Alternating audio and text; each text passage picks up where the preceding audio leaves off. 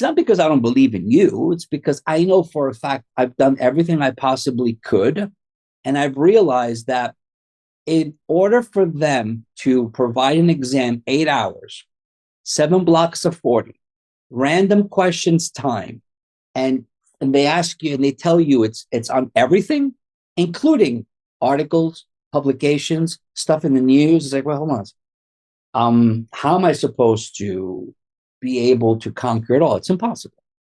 So what I say is, as you do session by session with me, watch the QBank video library, or jump on and do questions yourself, implement everything I show you into these scenarios that you do. Now you might say, Stavros, I'm not doing immunology, man. This is so easy.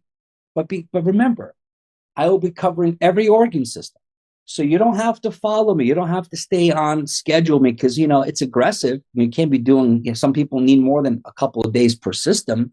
But what I take into consideration is the content, the techniques, and I do my best to implement and intertwine everything.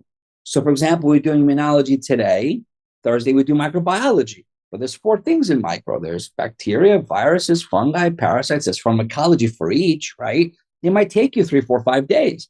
But then later, when we get into heart and lungs and kidney and neuro, you'll start seeing things overlap and connect. You're like, oh, I remember talking about, interleukins and neutrophils and hot T-bone steak mnemonic about interleukin 3, interleukin 5.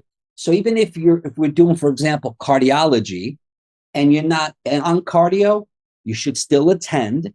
And if you can't attend, it's okay. Watch the video. It's always going to be uploaded and provided to you because you're like, well, I haven't done cardio yet, but listening to what we talk about, the cases that I choose, the techniques that I highlight, you'll be able to use that in every organ system. And then when you get to cardio, you're like, oh, I remember Dr. Stavros talking about pericarditis, the pericardial knock, which is infamous and pathognomonic to constrictive pericarditis. Why is it knocking, by the way?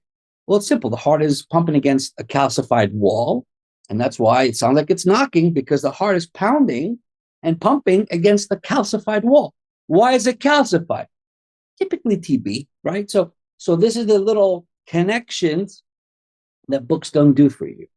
And this is why I created the QBank video library, because I'm able to connect with you all 24/7, whether you're in Europe, in Asia, South America, in the States, or beyond. You can say, man, I want to learn more. You can tie into your course library, check out those videos, and connect them, okay?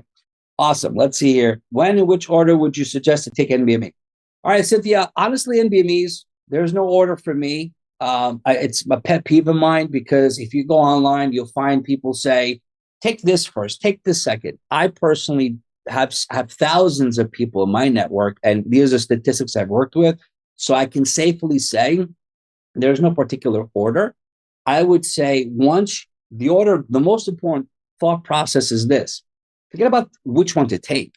You have to think to yourself when to take it.